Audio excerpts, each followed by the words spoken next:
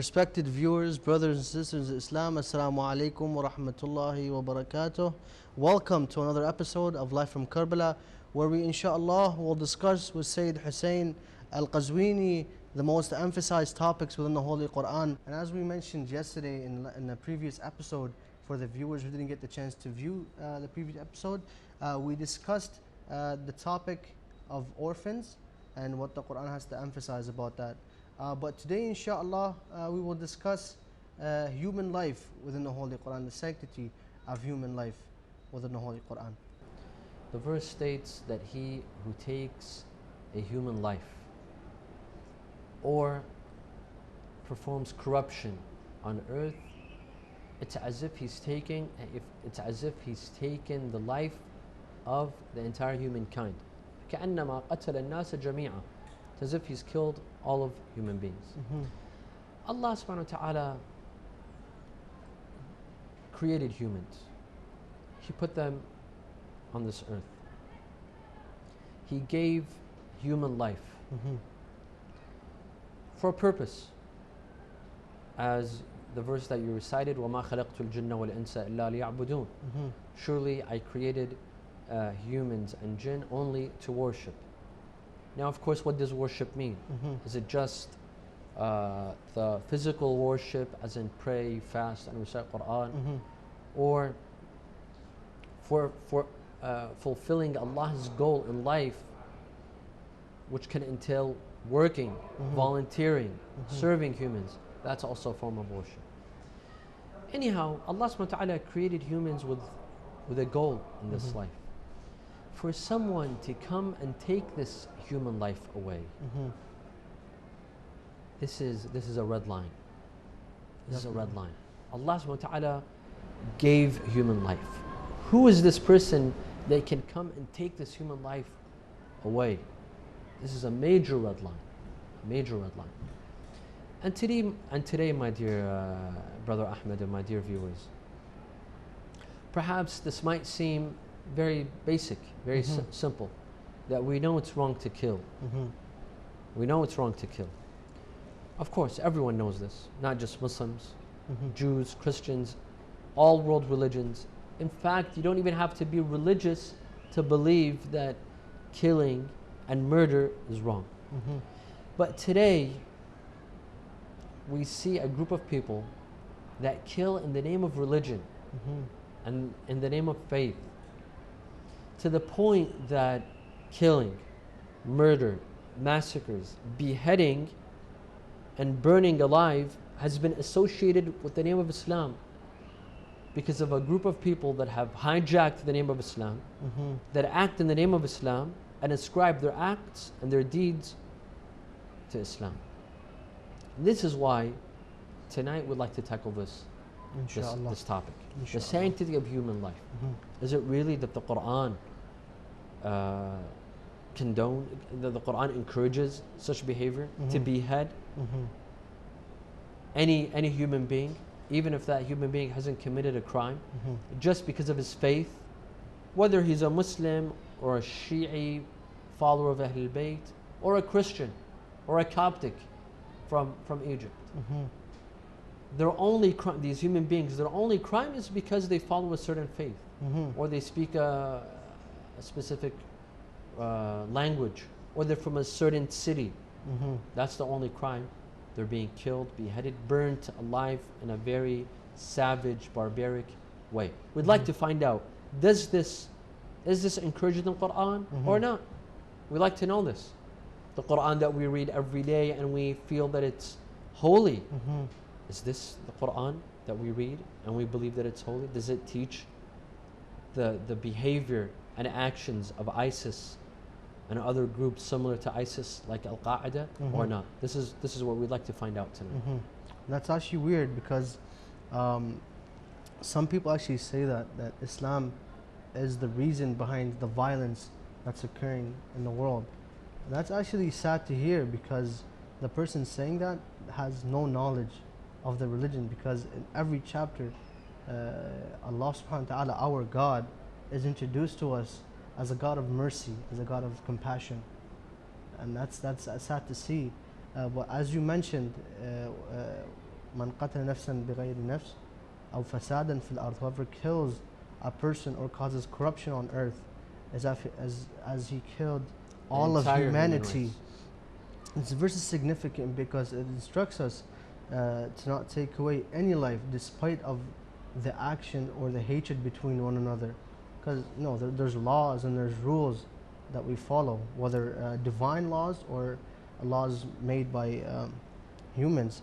But fighting non-Muslims, what do you have to say about that?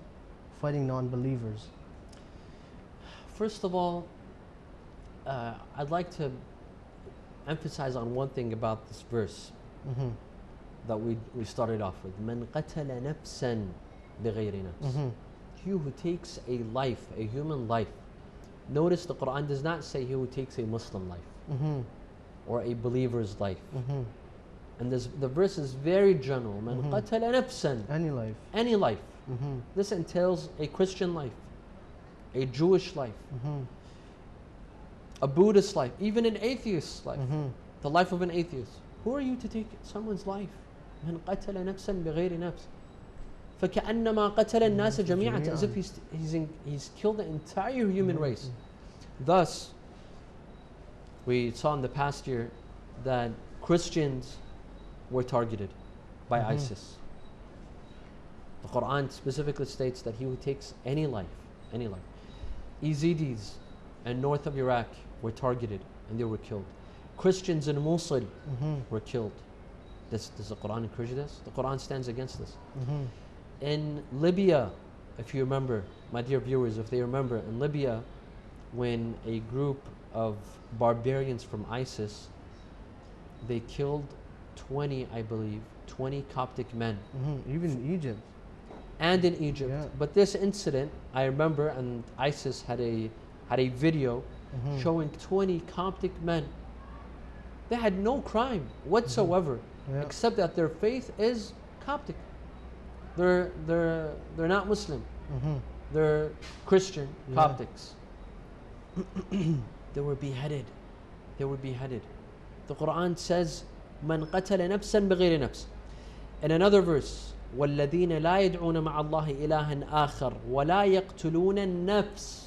Again, the Quran emphasizes on killing of a soul, any human soul, not the Muslim soul. There are verses that address taking the life of a Muslim soul, as we shall see. But these verses are very general. They do not take the life of a human soul. وَلَا يَقْتُلُونَ النَّفْسَ الَّتِي حَرَمَ اللَّهُ إِلَّا بِالْحَقِّ. In another verse, وَلَا تَقْتُلُوا النَّفْسَ الَّتِي حَرَمَ اللَّهُ إِلَّا بِالْحَقِّ. Do not take the life of a human being unless it's done justly. Scholars tell us what it means to take the human life justly. It means take the life of a murderer, execution. If there's a murderer, take his life away, punish him. النفس بالنفس. That's under punishment. And this is in every country. From the United States of America to Europe to the Middle East, and every country. If you kill someone, if you're a murderer, your life will be taken. This is a punishment. Otherwise, if you don't punish a murderer, he'll go and commit another and a third and a fourth. This is another story. But to come and take a human life for no reason, no. And another verse, وَلَا تَقْرَبُوا الْفَوَاحِشَ مَا ظَهَرَ مِنْهَا وَمَا بَطَنَ وَلَا تَقْتُلُوا النَّفْسَ الَّتِي حَرَمَ اللَّهُ إِلَّا بِالْحَقِّ. Thus we see four verses in the Quran that mentions the taking a human life without mentioning the faith, the religion, the school of thought. An-nafs could include a Muslim, Christian, Coptic, Jew, Buddhist, atheist. Any human being has a sanctity. That human life has a sanctity. You can't play God. Allah subhanahu wa ta'ala gave a human life. You can't come and take it, no matter what religion that person follows. Yes. Now, as for the question that you asked, there are some verses in the Holy Quran that speak of fighting, that encourage fighting. Yes. And these verses, as we shall see, they have been misunderstood in the West. They have been taken out of context. It's like you hear a lecture and the person says a sentence and you use it against him, and you took it out of context. You don't see what he said before, what he said after. You only take that sentence and you use it against him. Some people actually just take the part of the sentence. Part of the sentence. Yeah. This is not fair. You have to listen to the whole lecture to see what he's saying.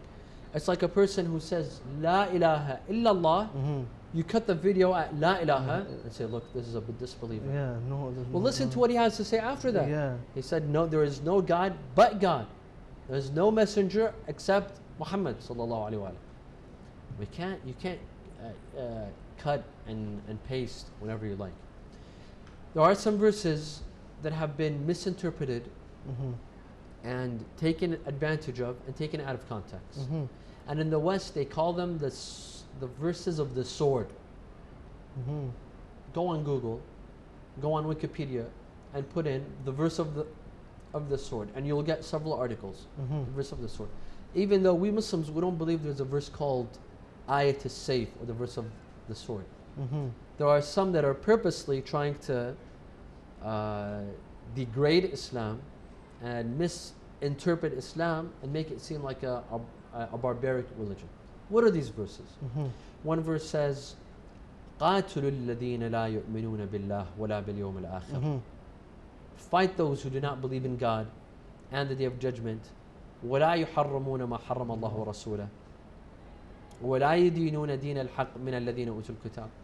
And fight those that do not forbid what Allah and His Prophet has forbidden, and do not believe in the right religion from the people of the book, meaning Christians and Jews. Thus, if we were to take this verse only, it would seem like the verse is encouraging fighting all disbelievers, including Christians and Jews. In another verse, وَقَاتِلُوا فِي سَبِيلِ اللَّهِ الَّذِينَ يُقَاتِلُونَكُمْ وَلَا تَعْتَدُوا إِنَّ اللَّهَ لَا يُحِبُّ الْمُعْتَدِينَ. And fight those, for the sake of Allah, those that fight you, but do not, وَلَا تَعْتَدُوا, do not trespass, do not break any lines. Allah does, إِنَّ اللَّهَ لَا يُحِبُّ الْمُعْتَدِينَ. Allah does not like those who oppress, those who cross the line. And another verse, وَقَاتِلُوا فِي سَبِيلِ اللَّهِ وَاعْلَمُوا أَنَّ اللَّهَ مَعَ إِنَّ اللَّهَ سَمِيعٌ عَلِيمٌ. And fight for the sake of Allah. Yes, if we were to take these verses by themselves and out of context, without seeing what the Quran is saying before these verses, after these verses, you would say that Islam is encouraging fighting. Islam is encouraging murder. Islam is telling Muslims to be savage killers, to be savages. However, this is not the case. These verses came in a specific context. They don't have a general meaning. They are not general verses. They came in a specific context. We have to understand the context that Islam was a new religion. It was a very new religion in the middle of the Arabian Peninsula. It was surrounded by pagans, by idol worshippers in the Arabian Peninsula. Then you have the Persian Empire that were Zoroastrians on one side. You have the Roman Empire on the other side that were Christians, and some were pagans.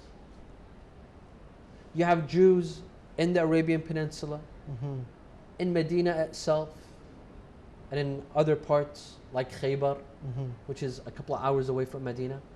Thus, Muslims were in between several religions that wanted to eradicate Islam, wanted to eradicate Muslims. And Muslims did not wage war. They were not the first to wage war. They were attacked. They were attacked first. Several times. They were attacked. They were persecuted. Allah subhanahu wa ta'ala is teaching Muslims to defend themselves. This is self-defense. Basically, these verses came in self-defense. Islam is encouraging them to fight.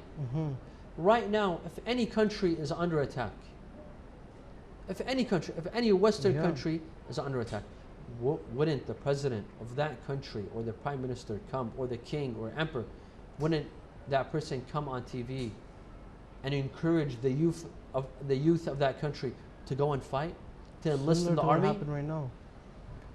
This is what's happening now. Yeah. Thus, this is self-defense. Mm-hmm. This is self-defense. Some historians might say, no, this was not self-defense. Because we read in Islamic history that sometimes Muslims took the initiative and fought other nations before being attacked. This is not self-defense. What do we say about that? I say that this is self-defense as well. This is also self-defense. Why? Because Muslims at the time, they felt threatened by various communities and various nations surrounding them. Especially ignorance. Muslims were they were not known. Yeah. People are afraid of them. They were several nations, several countries surrounding Muslims. They had no clue what Islam was about. They feared them. They feared them. Thus, to prevent an imminent attack taking place, Muslims had to wage certain wars. And we see this. This is part of politics. In 2003, didn't the United States of America enter Iraq, this country? Why did they enter Iraq? Because there were rumors that Saddam Hussein owned weapons of mass destruction, correct? Even though that became a lie, and the whole world found out that that was a lie, and there were no weapons of mass destruction. Yet let's say that they believed Saddam Hussein had weapons of mass destruction. That justified attacking Iraq and invading a country with this motive, that this country could attack us. For the same reason they attacked and invaded Afghanistan. Because they were attacked first and they were afraid of another attack, so they went into Afghanistan. With this sort of justification. They come and tell us, why did Muslims wage war against certain nations? We tell them for the same reason. Because Muslims were afraid of an imminent attack. What I mean by an imminent attack, they were afraid that there was definitely going to be an attack on Muslims. If not today, tomorrow. If not tomorrow, the day after tomorrow. The Quran tells Muslims that before being attacked in your own country, over your own land, you go and attack them, because they will come after you. This is a way of self-defense. This is self-defense. This is not barbarism. Islam does not condone taking a human life. Islam forbids taking human life. But at the same time, Islam says that if you were to be attacked, defend yourself. And this verse of the sword that they speak about, it's about self-defense. Muslims never fought a country or a nation that was sitting peacefully. A peaceful nation, they never attacked them. For example, Ethiopia, Al-Habasha, Muslims never went and attacked. On the contrary, Al-Najashi, the king of Habasha, he welcomed Muslims. He was good with them, and he accepted Islam. Muslims never went and fought them. Thus, these verses, they speak of self-defense. It wasn't an offensive to kill non-Muslims. If we actually examine the verses of the Quran and how Islam spread, and as some researchers say, Islam is the fastest spreading religion in the world right now. Because Allah subhanahu wa ta'ala, the first verse, I mean, if those people that say Islam is a religion of war and wrath, you know, if they actually looked in deep in the Quran, they would find that the first verse that was revealed to Prophet Muhammad was Iqra. So Allah subhanahu wa ta'ala wanted the spread of this religion through education, through awareness, and not through war. I mean, as you said, special places have special actions, and when someone gets attacked, I mean, defense is the only way, and you have to fight back. But in the corruption that we're witnessing today, I mean, we see many lives being lost from 1400 years ago until now, the beginning of Islam until now, we see many Muslims dying, especially today. We see At the the hands of Iraqi, ISIS. the Iraqi army fighting ISIS, fighting terrorism. What is the, if you will, the punishment for killing a non-Muslim, and what is the reason for that, for such actions? First of all, if we study ISIS Mm-hmm. and the actions of ISIS, we see that ISIS kills Muslims more than they kill non-Muslims. Mm-hmm. Muslims are victims. That's weird. Muslims are the victims of Yeah. ISIS. Muslims are the victims of ISIS. And they claim that they're establishing an Islamic state. Yet their very first victims are Muslims themselves. Mhm. Yes, there were non-Muslims that were also victims. They're the Christians minority. of Mosul. But they are the minority. Yeah. Christians of Mosul, Mm-hmm. the Yazidis Mm-hmm. in the north, the Coptics in Libya and other places. Mm-hmm. They have also been targeted. But number one victims are Muslims. Mm-hmm. And the Quran has taken a very strong stand against taking the life of a believer, of a Muslim. Mm-hmm. The Quran has taken a strong stand against taking any life, Mm-hmm. man qatala nafsan bighayri nafs, but specifically believers. Mm-hmm. Believers. For example, in one verse, Allah subhanahu wa ta'ala says, من قتل مؤمنا متعمدا فجزاؤه جهنم خالدا فيها. He who kills a believer on purpose, not by accident, not in a car accident, or for example, you went hunting for deers and by accident you kill a believer. No, that's another story. Mhm. But he who kills a believer on purpose, متعمدا فجزاؤه جهنم. His reward or his end result is hellfire, خالدا فيها, for eternity. Such people will be in hellfire forever until قيام يوم الساعة, until eternity. There's no time limit. You will be in hellfire. Mm-hmm. وغضب الله عليه, and Allah will be angry with him. ولعنه, and Allah will curse him. وأعد له عذابا عظيما, and Allah will have a great punishment and torture for this person. Mm-hmm. In another verse, وما كان لمؤمن أن يقتل مؤمنا إلا خطأ. And a mu'min cannot kill a believer. A believer cannot kill another believer unless it's an accident. Otherwise, it's punishable by crime. Mm-hmm. Punishable by crime in this life and And hellfire hereafter. forever in the next life. Mm-hmm. Thus, I wonder if ISIS read these verses when they took the lives of 1,700 young men, believing men at Spiker Air Base or military. I get the shivers when I hear that. I mean, that's sad. These are That's really believers. sad. These are believers that say La ilaha illallah Muhammadan Rasulullah. Under what basis do you come and take their lives? The Quran says, Man yaqtul mu'minan muta'ammidan. He who takes the life of one believer, he'll spend the entire, for eternity in hellfire. Mhm. What about taking the lives of 1,700 believers? Mm-hmm. What sort of punishment does Allah subhanahu wa ta'ala have for such people? Thus, when they say that this is an Islamic state, state based on what? The Quran? We all believe in the Quran. Yeah. And ISIS supposedly believes in the Quran. This is our Quran. If it's about killing, this is what the Quran says about killing. Mm-hmm. Thus, where do they bring their beliefs from? I don't know. That's very weird because we always see the extremists that take the verses of the Quran out of context.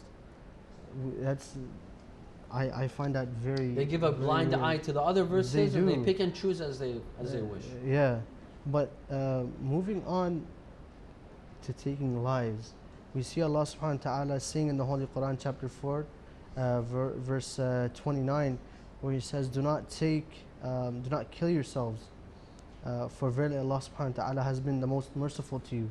And another verse He says, do not take the life of which Allah subhanahu wa ta'ala has made sacred. We go back to sanctity of human life and how Allah subhanahu wa ta'ala made it sacred. He This is in chapter 6, verse 151. These verses Allah subhanahu wa ta'ala emphasize that a person should not take his or her own life, because as you mentioned before, وَمَا خَلَقْتُ الْجِنَّ وَالْإِنسَ إِلَّا لِيَعْبُدُونَ. The life is sacred because Allah subhanahu wa ta'ala put us on earth with a purpose. With a purpose to accomplish something in our lives, not to take something without the will of Allah subhanahu wa ta'ala. He's the one that put us on earth. There's a due date that every person has, and the only one that is able to take that life is Allah subhanahu wa ta'ala when the time comes. What does the Quran and Islam address, and how does they address suicide? When we read the Quran, we see that the Quran takes a position against suicide, and it forbids suicide. In fact, suicide is not just a crime, but it's one of the greatest sins that a human being can perform. The Quran says, وَلَا تَقْتُلُوا أَنفُسَكُمْ, and do not kill yourselves. إِنَّ اللَّهَ كَانَ بِكُمْ رَحِيمًا. Allah is all merciful with you. I'll comment on this in a bit. وَمَنْ يَفْعَلْ ذَلِكَ, and he who takes his life away, عُدْوَانًا وَظُلْمًا فَسَوْفَ نُصْلِيهِ نَارًا, and he who takes his life wrongfully and oppressively, then he shall be burnt in hellfire. He shall be burnt in hellfire. Thus, suicide is absolutely forbidden in Islam. And there are some human beings that resort to suicide, and these human beings, they have no faith in Allah subhanahu wa ta'ala.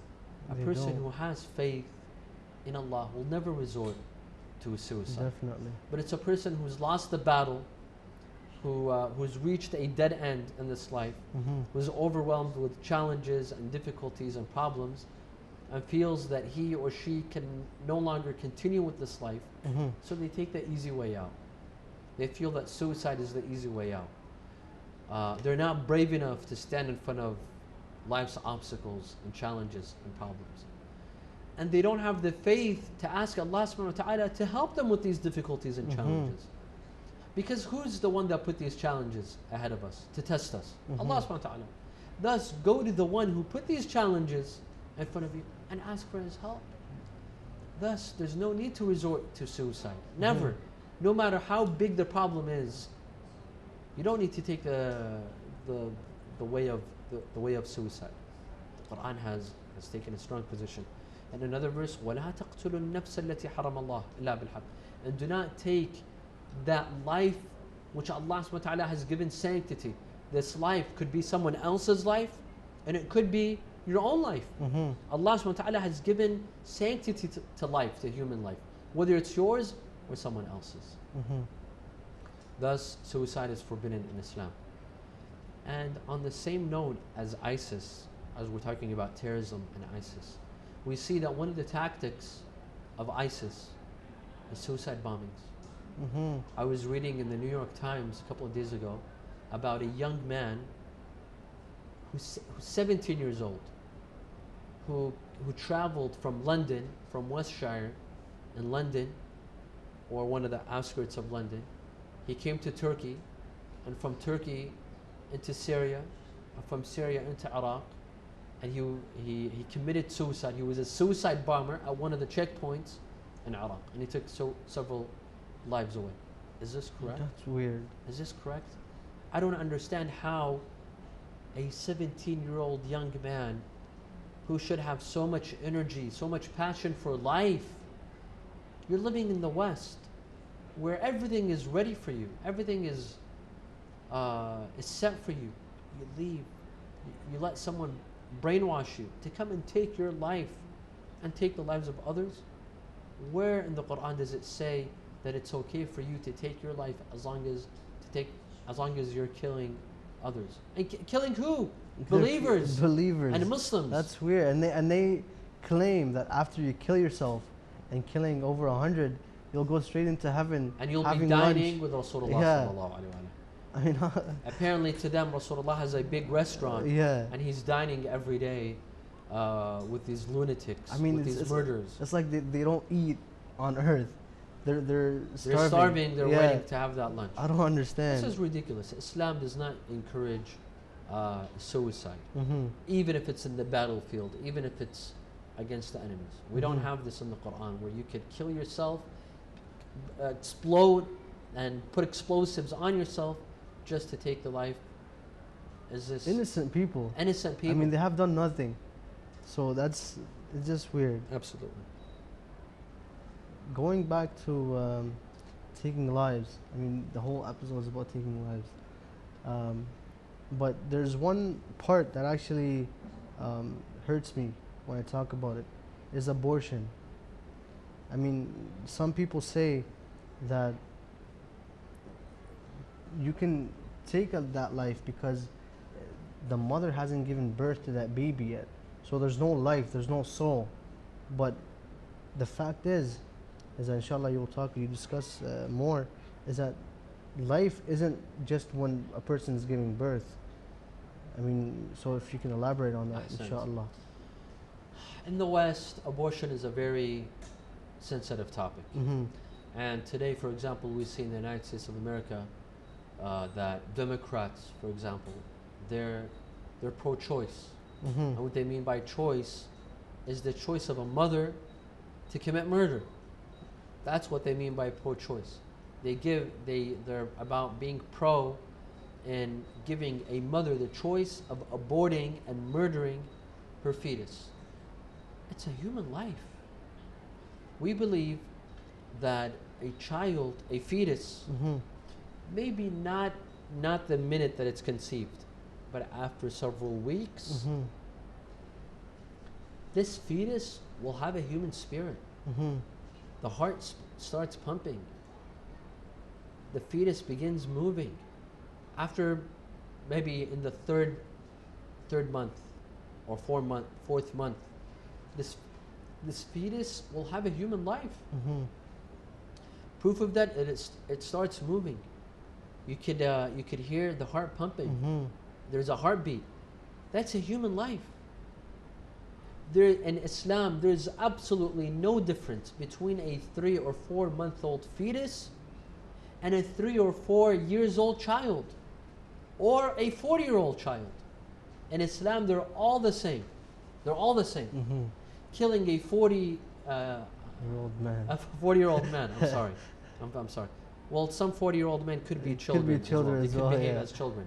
Yeah. Yes. To take away the life of a 40-year-old person, Mm-hmm. or a 4-year-old person, Mm-hmm. or a 4-month-old Old fetus, baby. it's all the same. It's all the Mhm. same in Islam. This is a human life. This is a human life. And this could go back to the Quran as well. When the Mhm. Quran says, وَلَا تَقْتُلُوا النَّفْسَ الَّتِي حَرَمَ اللَّهُ لَهَا بِالْحَقِّ, a fetus is a human soul. Mm-hmm. It's a human spirit. وَلَا تَقْتُلُوا أَوْلَادَكُمْ Mm-hmm. مِنْ أَمْلَاقٍ, and do not kill your children. A fetus is your child. Mm-hmm. When a woman carries a fetus, that's her child. The Quran says, وَلَا تَقْتُلُوا أَوْلَادَكُمْ. Thus, it's very sad that we see in civilized countries, in civilized parts of the world, or they claim to be civilized, yet at the same time they encourage and they fight for women's choice of abortion. And murder. Doesn't make sense to me. It doesn't. I mean, can you tie into euthanasia as well? Because that's actually a significant aspect as well. And many, I'm not going to say specific countries, but many countries, they are pro-euthanasia. And that's weird, because when a person's heart is pumping, he's still alive. Ahsant. Our jurists have discussed this issue, that what is death? Mm-hmm. What's the definition of death? Today, in some Western countries, they're saying that death is the death of the brain. Mm-hmm. If the brain is dead, this person is pronounced dead, even if the heart is still pumping blood, Mm-hmm. even if he's still breathing. This person is dead. While in Islam, we believe death is death of the heart, not of the brain. The whole body. As long as the heart is still pumping blood, Mm-hmm. as long as this person is still breathing, even if it's with the use of a machine, even if it's with the use of a, what do you call it?